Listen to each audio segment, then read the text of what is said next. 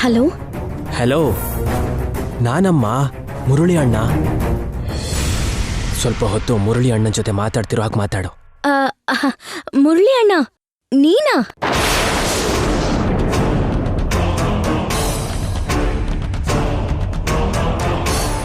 ಆಗ್ಲೇ ಕೇಳಿಸ್ಲಿಲ್ಲ ಅಣ್ಣ. ಹೇಗಿದ್ಯಾ? ಏನ್ ಸಮಾಚಾರ? ನಾನು ಹೇಳೋದನ್ನ ಹುಷಾರಾಗಿ ಕೇಳಿಸ್ಕೊ. ನೀನು ಮುರಳಿ ಅಣ್ಣನ ಜೊತೆ ಮಾತಾಡ್ತಿದ್ದೀಯ ಅಂತ ಎಲ್ಲರೂ ಅನ್ಕೋತಿರೋದಕ್ಕೆ ಅಮ್ಮ ಅವರಿಗೆ ನಿಮ್ ಭಾವನ್ ಮಾತ್ ಮೇಲೆ ನಂಬಿಕೆ ಕಡಿಮೆ ಆಗತ್ತೆ. ಹೌದಾ? ನೀನ್ ಯಾವಾಗ ಬರ್ತೀಯಾ ಅಂತ ಆಂಟಿ ಅವರು ಕೇಳ್ತಾನೆ ಇರ್ತಾರೆ.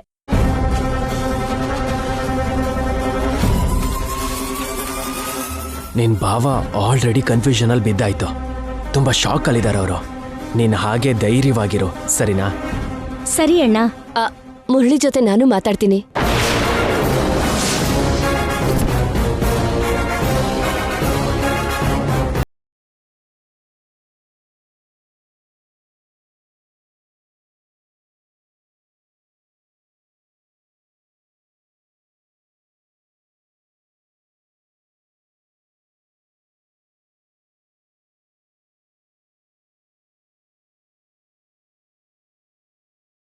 ಅವನಿಗೆ ಅಣ್ಣ ಯಾರು ಇಲ್ವಲ್ಲ, ಮಧ್ಯದಲ್ಲಿ ಅಣ್ಣನ ಕ್ಯಾರೆಕ್ಟರ್ ಯಾವುದು? ಏನಪ್ಪ ಮುರಳಿ? ಚೆನ್ನಾಗಿದ್ದೀರಾ ಆಂಟಿ? ನಾನ್ ಚೆನ್ನಾಗಿದ್ದೀನಪ್ಪ, ನೀನ್ ಚೆನ್ನಾಗಿದ್ಯಾ? ಅತ್ತೆ ಶ್ರೀಕರ್ ಅವ್ರ ಧ್ವನಿನ ಗುರ್ತು ಹಿಡಿತಾರೆ. ಇನ್ ನಾವು ಸಿಕ್ಕಾಕೊಂಡ್ವಿ ಅನ್ಕೊಂಡೆ. ಸಿಕ್ಕಾಕೊಳ್ಳಿಲ್ಲ ಅಂದ್ರೆ ಏನೋ ಮಾಡಿರ್ತಾರೆ. ಟೆಕ್ನಾಲಜಿ ಬಗ್ಗೆ ಅವ್ರಿಗೆ ಚೆನ್ನಾಗಿ ಗೊತ್ತಲ್ವಾ? ನಮ್ಮ ಅವನಿಂದ ನೀವು ಚೆನ್ನಾಗಿ ನೋಡ್ಕೋತಿದ್ದೀನಿ ಅಂತ ಹೇಳ್ದಾಗೆಲ್ಲ ನನಗಂತೂ ತುಂಬಾ ಖುಷಿ ಆಗುತ್ತೆ ಆಂಟಿ. ನಮ್ಮ ಮನೆ ಸದಸ್ಯನೇ ಆಗೋಗಿದ್ದಾಳಲ್ಲಪ್ಪ, ಅದಕ್ಕೆ ಅವನಿಗೆ ಒಳ್ಳೆ ಸಂಬಂಧ ನೋಡಿ ಮದ್ವೆ ಮಾಡ್ಬೇಕು ಅಂತ ಅನ್ಕೋತಿದೀವಿ. ಮದುವೆನಾ? ನೋಡಿ ವೇದವತಿ ಅವರೇ, ಮುರಳಿ ಜೊತೆ ಮಾತಾಡ್ತಿದ್ದಾಳಲ್ಲ, ಸ್ವಲ್ಪ ಹೊತ್ತು ಇರ್ತೀಯಾ? ಸಂಬಂಧ ನೋಡಿ ಹುಡುಗನ್ ಫೋಟೋ ಕಳಿಸ್ತೀನಿ. ನೀನ್ ಸರಿ ಅಂದ್ಮೇಲೆನೆ ಮುಹೂರ್ತ ನೋಡ್ತೀನಿ. ಶ್ರೀಕರ್ ಜೊತೆ ಮದುವೆ ಆಗೋ ಅವಕಾಶ ಇಲ್ಲ ಅಂತೀರಾ ಆಂಟಿ? ನಿನಗ್ ಗೊತ್ತಿಲ್ದಿರೋದು ಏನಿದ್ಯಪ್ಪ? ಜಾತಕದ ಸಮಸ್ಯೆ ಇಲ್ಲ ಅಂದಿದ್ರೆ ಮಾಡ್ಬಿಡ್ತಿದ್ವಿ. ಸರಿನಪ್ಪ, ಉಳಿದಿರೋ ವಿಷಯನ ಆಮೇಲೆ ಮಾತಾಡ್ತೀನಿ. ಇಡ್ತೀನಿ. ಸರಿ ಆಂಟಿ. ಅವನಿಗೆ ನಾನು ಈವ್ನಿಂಗ್ ಕಾಲ್ ಮಾಡ್ತೀನಿ ಆಂಟಿ.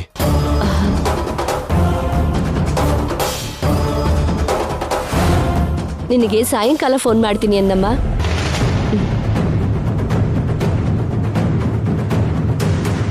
ಇವಾಗ ಹೇಳು, ಸುಜಾತ ತಂಗಿ ಯಾರು? ನಿಮ್ ಕಣ್ ಮುಂದೆನೇ ಇಲ್ವಾ? ನಮ್ ಕಣ್ ಮುಂದೆನಾ? ಸುಜಾತ ತಂಗಿ ಬೇರೆ ಯಾರು ಅಲ್ಲ, ಈ ಅವನಿನೇ ರೀ.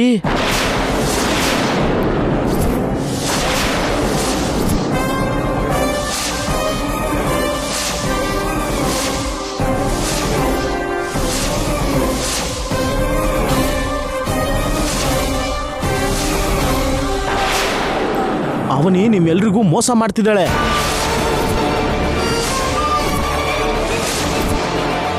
ಸುಜಾತ ಅವನಿ ಸ್ವಂತ ಅಕ್ಕ ತಂಗಿ.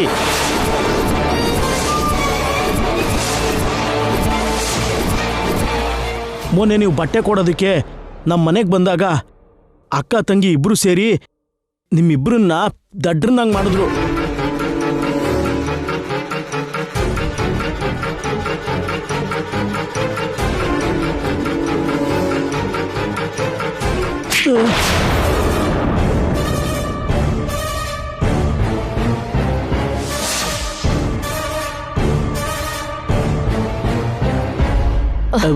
ಯಾಕೆ ಹೊಡೆದಿದ್ದು? ಬೇಡದೆ ಇರೋದನ್ನೆಲ್ಲ ಮಾತಾಡಿದ್ರೆ ಸಾಯಿಸ್ಬಿಡ್ತೀನಿ. ಈಗಷ್ಟೇ ಅವನಿ ಅಣ್ಣ ಫೋನ್ ಮಾಡಿದ್ದ ಅಂತ ಗೊತ್ತಲ್ಲ, ಮತ್ತೆ ಸುಜಾತ ತಂಗಿ ಅಂತಿದ್ಯಲ್ಲ. ಅವನಿಗೆ ಅಪ್ಪ ಅಮ್ಮ ಅಣ್ಣ ಯಾರು ಇಲ್ಲ, ಅಕ್ಕ ಬಾವನ್ ಬಿಟ್ರೆ. ಬಾಯಿಗೆ ಬಂದ ಹಾಗೆ ಮಾತಾಡ್ಬೇಡ. ನಾವು ಅವನಿ ಅವ್ರ ಅಣ್ಣನ ನೋಡಿದೀವಿ. ನಮ್ಮ ಮನೆಯಲ್ಲಿ ಅವನು 2 ದಿನ ಇದ್ದ. ನರಸಿಂಹ ಅವ್ರಿ, ನಾನು ಸುಜಾತ ಅವ್ರಿಗೆ ತಂಗಿ ತರ ರೀ, ನಿಜವಾಗ್ಲೂ ತಂಗಿ ಅಲ್ಲ. ಸುಳ್ಳು ಹೇಳ್ಬೇಡ ಅವನಿ. ಈ ರಾಧ ಅಂತ ಏನೋ ನನಗೇನೋ ಅರ್ಥ ಆಗ್ತಿಲ್ಲ. ನರಸಿಂಹ, ಯಾಕೆ ಕನ್ಫ್ಯೂಸ್ ಆಗ್ತಿದ್ಯಾ? ಕಣ್ಣು ಮುಂದೆ ಇಂಥ ದ್ರೋಹ ನಡೀತಿರ್ಬೇಕಾದ್ರೆ ಕನ್ಫ್ಯೂಸ್ ಆಗಲ್ವಾ ನನ್ಗೆ? ದಯವಿಟ್ಟು ನೀವು ಇಂಥವ್ರ ಮಾತನ್ನ ನಂಬೇಡಿ. ಐಡಿಯಾ ಬಂತು. ನೀವು ನನ್ನ ಮಾತನ್ನು ನಂಬ್ತಿಲ್ಲ ಅಲ್ವಾ? ಈಗ ನಿಮಗೆ ನಿಜವಾದ ಮ್ಯಾಟ್ರ್ ಹೇಳ್ತೀನಿ.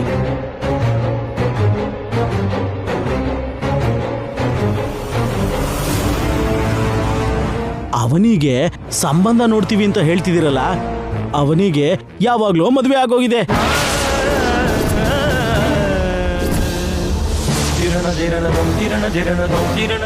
ಬೇಕು ಅಂದ್ರೆ ಕತ್ತಲ್ಲಿ ತಾಳಿ ಇರುತ್ತೆ, ನೋಡ್ಕೊಳ್ಳಿ.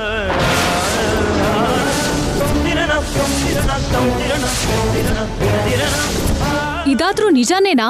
ಇದು ಮಾತ್ರ ಅಲ್ಲ, ನಾನು ಹೇಳಿದ್ ಎಲ್ಲಾನು ನಿಜಾನೇ.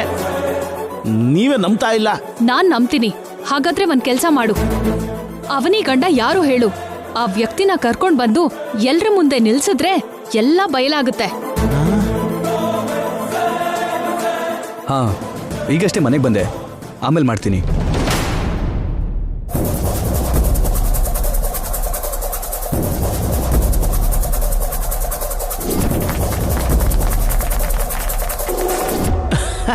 ಇಲ್ಲುಡಿ ಇಲ್ಲುಡಿ, ಅವನೇ ಅವನೇ.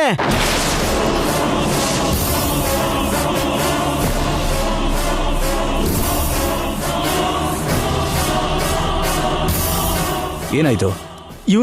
ಇವನೇ ಅವನಿ ಗಂಡ.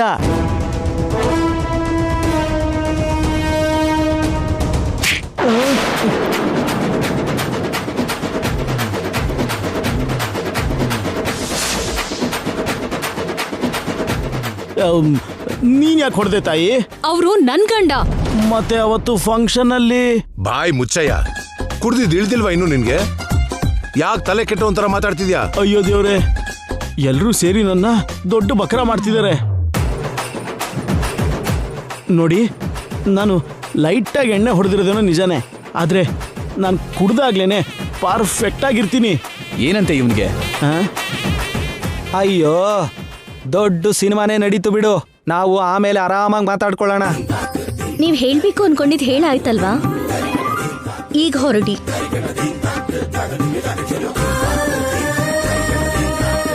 ಅವನಿ ಕಡೆ ಯಾಕೆ ಹಾಗೆ ನೋಡ್ತಿದ್ಯಾ? ಮೊದ್ಲಿನಿಂದ ಹೋಗು.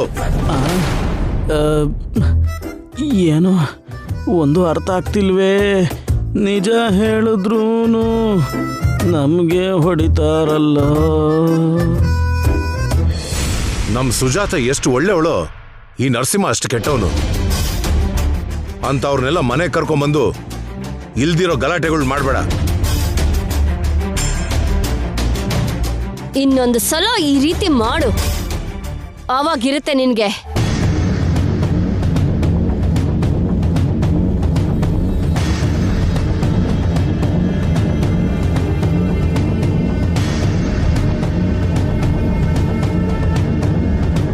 ಅಷ್ಟಕ್ಕೂ ನಿನಗೆ ಅನ್ಬೇಕು ಭಾವ. ಓಹೋ, ಇದು ತುಂಬಾ ಚೆನ್ನಾಗಿದೆ. ಕರ್ತೃ ಕರ್ಮ ಕ್ರಿಯಾ ಎಲ್ಲ ನಾನೇ ಆಗಿರೋ ಹಾಗೆ ನೀನು ಚೆನ್ನಾಗಿ ಮಾತಾಡ್ತಿದ್ಯಲ್ವಾ? ನನ್ನ ಹೆಂಡತಿಗೆ ಐಡೆಂಟಿಟಿ ಅನ್ನೋ ರೋಗ ಅಂಟಿಸಿದ್ಯಾ, ಅವಾಗಿಂದ ಅವಳು ಹೀಗೆ ಆಡ್ತಿದ್ದಾಳೆ. ಮನುಷ್ಯ ಅಂದ್ಮೇಲೆ ಸ್ವಲ್ಪನಾದ್ರೂ ಘನತೆ ಇರಬೇಕು ಅನ್ನೋ ಹಾಗೆ ಪ್ರತಿ ಮನುಷ್ಯನ ಹತ್ರ ಏನೋ ಒಂದು ಗೌರವ ಇದ್ದು ಸಾಯ್ಬೇಕು ಬಾಮಾಯ್ದ. ಅದಕ್ಕೆ ಸಿಸ್ಟರ್ಗೆ ಅಂತ ಐಡಿಯಾ ಕೊಟ್ಟೆ. ಅಂಥ ಗೌರವ ನಿನ್ನ ಹತ್ರ ಏನಿದೆ? ಮನೆ ಅಳಿಯ ಅನ್ನೋ ಗೌರವ ಇದೆ, ಅದಕ್ಕಿಂತ ಇನ್ನೇನು ಬೇಕು? ಅದನ್ನ ಗೌರವ ಅನ್ನಲ್ಲ ಭಾವ, ನಿನಗೆ ಅಂತ ಒಂದು ಗೌರವ ಇಲ್ಲದೆ ಇರೋದು ಅಂತಾರೆ. ಮನೆ ಅಳಿಯನ್ನ ಈಗ ಈ ರೀತಿ ಕೂಡ ಅಂತಿದಾರಾ? ಚಿಚಿ, ಅಯ್ಯೋ ನಿಲ್ಸಿ ನಿಮ್ ಗಲಾಟೆನ.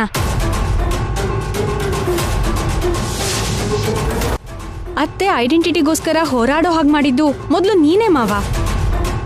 ಆಮೇಲೆ ನಮ್ಮಪ್ಪ ತುಪ್ಪ ಸುರಿದ್ರು. ಬೋಳ್ ತಲೆ ಮೇಲೆ ಅಕ್ಷತೆ ನಿಲ್ಲಲ್ಲ ಅನ್ನೋ ಹಾಗೆ ಆ ನರಸಿಂಹನ್ ಮಾತ್ ಕಟ್ಕೊಂಡು ನೀನು ಹಿಂದೆ ಮುಂದೆ ಯೋಚನೆ ಮಾಡ್ದೆ ಹಾರಿದ್ರೆ ಕಾಲ್ ಮುರ್ದ್ ಹೋಗತ್ತೆ. ಅರ್ಥ ಆಯ್ತಾ? ಇನ್ನು ನಿನ್ ಪ್ರಯತ್ನಗಳನ್ನ ಬಿಟ್ಬಿಡು. ಒಂದು ಸಲ ರಂಗ ಪ್ರವೇಶ ಮಾಡ್ದೆ ಅಂದ್ರೆ ಮುಂದೆ ಹೋಗೋದೇ ಹೊರತು ಹಿಂದೆ ಹೋಗೋ ಮಾತೇ ಇಲ್ಲ ಆತಿಗೆ. ಹೌದು ಸಿಸ್ಟರ್, ಹಿಂದೆ ಸರಿಯೋ ಮಾತೇ ಇಲ್ಲ. ನನಗೇನಾದ್ರೂ ಅನುಮಾನ ಬಂತು ಅಂದ್ರೆ ನಾನದ್ರ ಅಂತ್ಯ ನೋಡ್ಲೇಬೇಕು. ಇಲ್ಲ ಅಂದ್ರೆ ನನಗೆ ಮನಃಶಾಂತಿ ಇರಲ್ಲ. ನರಸಿಂಹನ್ ಹತ್ರ ಏನೋ ನಿಜ ಇದೆ ಅಂತ ನನಗೆ ಅನ್ಸ್ತಾ ಇದೆ. ಅವನಿ ರಾಧಾಕೃಷ್ಣನ್ ಹೆಂಡತಿ ಅಂತ ಅಂದ, ಅಂಥವನ ಹತ್ರ ಇನ್ನೇನ್ ನಿಜ ಇರತ್ತೆ ಅಂತ ಅನ್ಕೋತಿದ್ಯಾ? ಅವನಿ ಕಣ್ಣಲ್ಲಿ ಭಯ ಕಾಣಿಸ್ತು. ಆ ಭಯದ ಹಿಂದೆ ಏನೋ ನಿಜ ಇದೆ ಅಂತ ಅನ್ಸ್ತಿದೆ. ಹೇಗಾದ್ರೂ ಸರಿ, ಆಧಾರಗಳ ಜೊತೆ ಸುಜಾತ ತಂಗಿ ಯಾರು ಅಂತ ಬಯಲ್ ಮಾಡ್ತೀನಿ. ಎಲ್ರೂ ನನ್ನ ಗುರ್ತಿಸೋ ಹಾಗೆ ಮಾಡ್ತೀನಿ.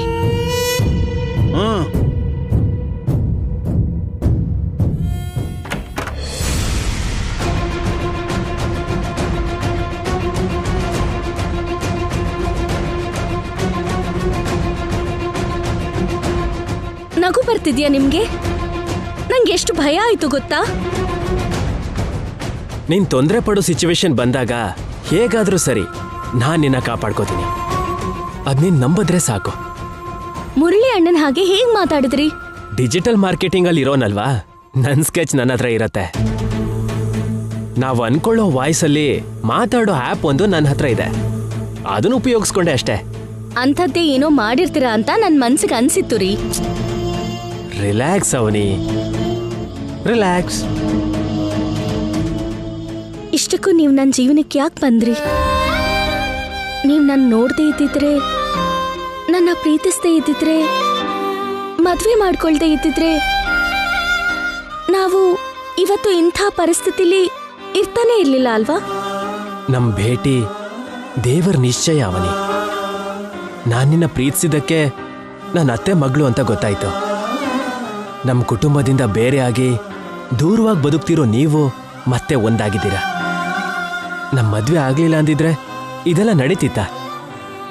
ಇಲ್ಲ ಅಂತಿಲ್ಲ, ಆದ್ರೆ ಎಷ್ಟು ದಿನ ಹೀಗೆ ಕಳ್ ಸಂಸಾರ? ನಿಮ್ ಹೆಂಡತಿ ಹತ್ರ ನೀವು ರಹಸ್ಯವಾಗಿ ಬರೋದು, ಯಾರ್ ಕಣ್ಣಿಗೆ ಬೀಳ್ತೀವೋ ಅಂತ ನಾನ್ ಭಯ ಪಡೋದು ನನಗಿಷ್ಟ ಆಗ್ತಿಲ್ಲ ರೀ. ನನ್ ಜೀವನ ನೋಡಿದ್ರೆ ನಂಗೆ ಅಸಹ್ಯ ಆಗ್ತಿದೆ. ಒಂದ್ ಕಡೆ ತಾಯಿ ಪ್ರಾಣ, ಮತ್ತೊಂದ್ ಕಡೆ ತಾಳಿ ಬಂದ. ಎರಡರ ಮಧ್ಯೆ ನಾನು ಕೂಡ ತುಂಬಾ ಒದ್ದಾಡ್ತಿದ್ದೀನಿ. ವಿಮುಕ್ತಿನ ಕೊಡು ಅಂತ ದೇವರನ್ನ ಬೇಡ್ಕೋತಿದ್ದೀನಿ. ದೈವಾನುಗ್ರಹ ನಮ್ಮೇಲೆ ಯಾವಾಗ ಬರುತ್ತೋ ಅಲ್ಲಿವರೆಗೂ ಕಾಯ್ಲೇಬೇಕು ಅವನಿ. ಯಾರಿಗೂ ಕಾಣದೇ ಇರೋ ತರ ಸೈಲೆಂಟಾಗಿ ಹೊರಟೋಗ್ತೀನಿ ಬಿಡು. You don't worry. ಎಲ್ರೂ ಹಾಲಲ್ಲೇ ಇದ್ದಾರೆ. ಹಾಗಾದ್ರೆ ಎಲ್ಲರೂ ರೂಮಿಗೆ ಹೋಗಿದಾರ ಅಂತ ಕನ್ಫರ್ಮ್ ಮಾಡ್ಕೊಂಡೇ ಹೋಗ್ತೀನಿ ಬಿಡು.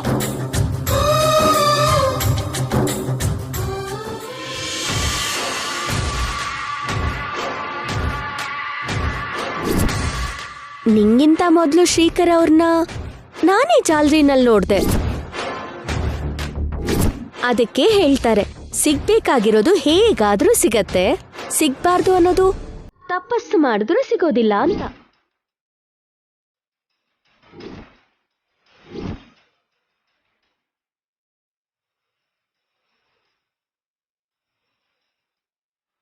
ನಿನ್ ಸ್ಟೇಟ್ಮೆಂಟ್ ಕರೆಕ್ಟೇ ಅವನಿ.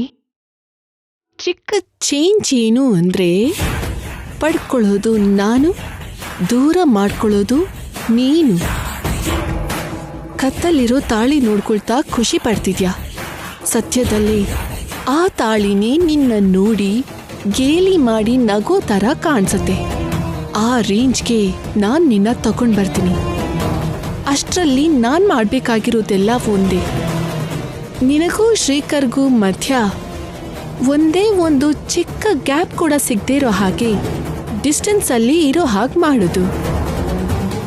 ತಕ್ಷಣ ಶ್ರೀಕರ್ ಜೊತೆ ಮಾತಾಡ್ತೀನಿ.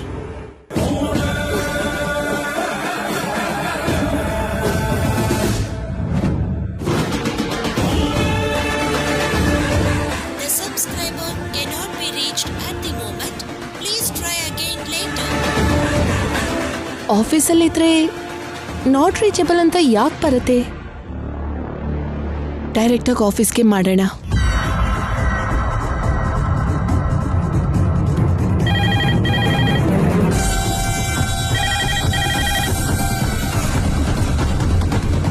ಹಲೋ, ಶ್ರೀಕರ್ ಅವ್ರ ಮೊಬೈಲ್ ನಾಟ್ ರೀಚಬಲ್ ಅಂತ ಬರ್ತಿದೆ. ನಾನು ಅವ್ರ ಫ್ಯಾನ್ಸಿ, ಅವ್ರಿಗೆ ಫೋನ್ ಕೊಡು. ಸರ್ ನಿನ್ನ ಆಫೀಸು ಬಂದಿಲ್ಲ ಮೇಡಮ್. 1 hour ಆಯ್ತು ಅವ್ರು ಹೊರಟು. ಕ್ಯಾಬಿನಲ್ಲಿ ಸರಿಯಾಗಿ ನೋಡು. ಸಾರ್ ಬಂದ್ರೆ ನನಗೆ ಗೊತ್ತಿಲ್ಲದೆ ಹೇಗಿರುತ್ತೆ ಮೇಡಮ್? ಇವತ್ತಿನ್ನ ಬಂದಿಲ್ಲ ಮೇಡಮ್.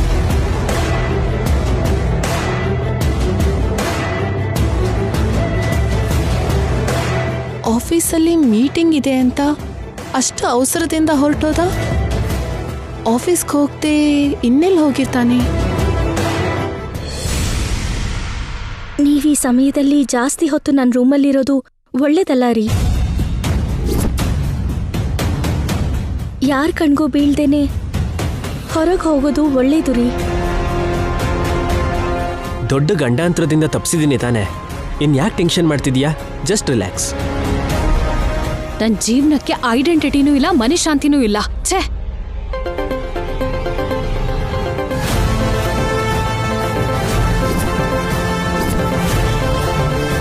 ನನ್ನ ರೂಮ್ ಹೊರಗಡೆ ಯಾರೋ ಇದ್ದಾರೆ, ನೋಡ್ಕೊಂಡು ಬರ್ತೀನಿ. ನಿಹಾರಿಕಾ ಯಾಕೆ ಕಾಲ್ ಮಾಡ್ತಿದ್ದಾಳೆ?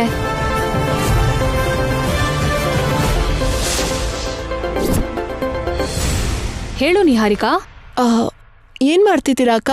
ಈಗಷ್ಟೇ ಅವನಿನ ರೆಡ್ ಹ್ಯಾಂಡ್ ಆಗಿ ಹಿಡಿಯೋದಕ್ಕೆ ಒಂದ್ ದೊಡ್ಡ ಸೀನ್ ನಡೀತು. ಆ ವಿಷಯದ ಬಗ್ಗೆ ಆಮೇಲೆ ವಿವರವಾಗಿ ಹೇಳ್ತೀನಿ ಬಿಡು. ಮೊದ್ಲು ನೀನ್ ಯಾಕೆ ಫೋನ್ ಮಾಡ್ದೆ ಹೇಳು? ಶ್ರೀಕರ್ ಫೋನ್ ನಾಟ್ ರೀಚಬಲ್ ಅಂತ ಬರ್ತಿದೆ ಅಕ್ಕ. ಶ್ರೀಕರ್ ಫೋನ್ ನಾಟ್ ರೀಚಬಲ್ ಬರ್ತಾ ಇದ್ರೆ ನಾನೇನ್ ಮಾಡ್ಬೇಕು?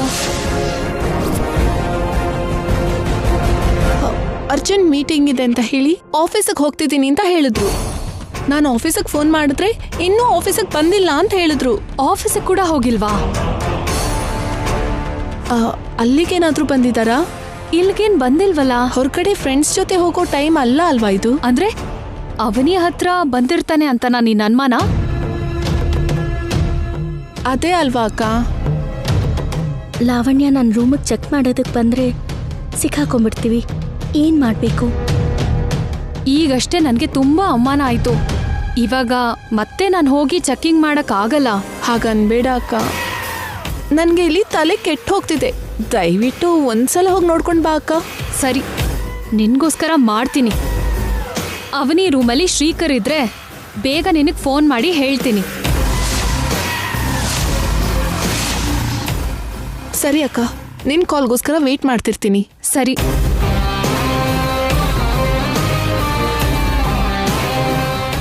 ಶ್ರೀಕರ್ ಮನೇಲೇ ಇದ್ರೆ ಇಲ್ಲಿವರೆಗೂ ನಮ್ಗೆ ಕಾಣಿಸ್ತೇನೆ ಯಾಕಿರ್ತಾನೆ?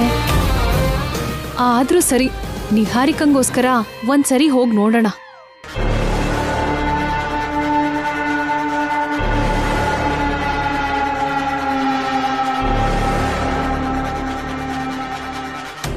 ಲಾವಣ್ಯ ಚೆಕಿಂಗ್ ಬರ್ತಿದ್ದಾಳೆ. ನೀವು ಸ್ವಲ್ಪ ಹೊತ್ತು ಸೈಲೆಂಟ್ ಆಗಿರಿ. ಏನ್ ಮಾಡ್ತೀಯಾ? ಲಾವಣ್ಯಂಗೆ ಸರಿಯಾಗಿ ಪಾಠ ಕಲಿಸ್ಬೇಕು.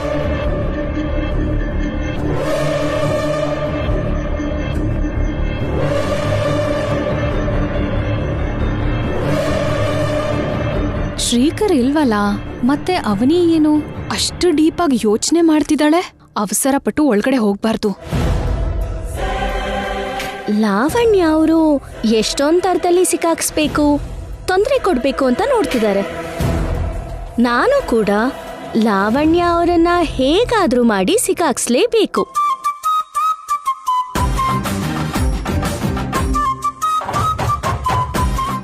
ಆಗ್ಲೇ ಆ ನರಸಿಂಹ ಅವರನ್ನ ಅಡ್ಡ ಇಟ್ಕೊಂಡು ನಂಗ್ ಮದ್ವೆ ಆಗಿದೆ ಅಂತ ಆರೋಪ ಮಾಡಿದ್ರು. ಅದೇ ತರ ಶ್ರೀಕರ್ ಅವರನ್ನ ನನ್ನ ರೂಮಲ್ಲಿ ಬಚ್ಚಿಟ್ಕೊಂತ ಇದ್ದೀನಿ ಅಂತ ಆರೋಪ ಮಾಡಿದ್ರು ಮಾಡ್ತಾರೆ. ಲಾವಣ್ಯ ಅವರು ನನ್ನ ರೂಮ್ ಸುತ್ತ ವೈಫೈ ತರ ತಿರುಗ್ತಾನೆ ಇರ್ತಾರೆ. ಅದಕ್ಕೆ ನಾನೊಂದು ಕೆಲಸ ಮಾಡ್ತೀನಿ. ಏನ್ ಮಾಡ್ತೀಯಾ? ಶ್ರೀಕರ್ ಅವರು ನನ್ನ ರೂಮಲ್ಲಿ ಇಲ್ದೇ ಹೋದ್ರು ಇದಾರೆ ಅಂತಾನೆ ನಾಟಕ ಮಾಡ್ತೀನಿ.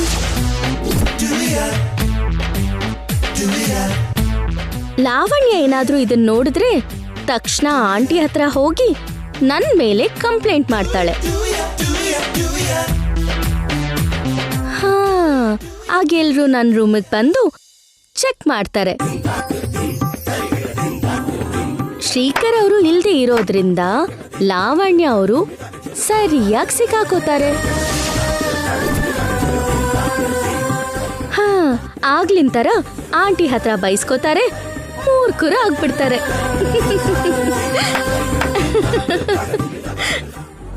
ಅಯ್ಯೋ, ಸೂಪರ್ ಐಡಿಯಾ ಹಾಕಿದ್ಯಾ ಅವನಿ. ಶಭಾಷ್ ಶಭಾಷ್. ನೀನು ಮಾಮೂಲಿನೇ ಅಲ್ವೇ? ನಿನ್ ಪ್ಲೇನ್ ನನಗೇನು ಅರ್ಥ ಆಗ್ತಿಲ್ಲ. ಶ್ರೀಕರ್ ಇಲ್ದಿರೋವಾಗ ಇನ್ ಒಳಗಡೆ ಚೆಕ್ಕಿಂಗ್ಗೆ ಅಂತ ಯಾಕೆ ಹೋಗ್ಬೇಕು? ಪ್ಲೀಸ್ ಶ್ರೀಕರ್ ಅವ್ರೆ, ಅಬ್ಬಾ ಅಬ್ಬಾ ಬಿಡ್ರಿ. ನಾಚಿಕೆ ಆಗ್ತದೆ ರೀ, ಯಾರಾದ್ರೂ ನೋಡ್ತಾರೆ ರೀ, ಬಿಡ್ರಿ. ಹೇಳ್ತಿರೋದು ನಿಮ್ಗೆ. ಅಬ್ಬಾ ಬಿಡ್ರಿ. ಅಯ್ಯೋ ರಾಮ, ಏನ್ ನಾಟಕನೇ ತಾಯಿ ನಿಂದು. ಆಸ್ಕರ್ ಕೊಟ್ರು ಕಡಿಮೆನೆ ಆಗುತ್ತೆ. ಅರ್ಜೆಂಟ್ ಆಗಿ ಈ ವಿಷಯನ ನಮ್ ಗ್ಯಾಂಗ್ ಹತ್ರ ಹೇಳಿ ಹುಷಾರಾಗಿರಿ ಅಂತ ಹೇಳ್ಬೇಕು.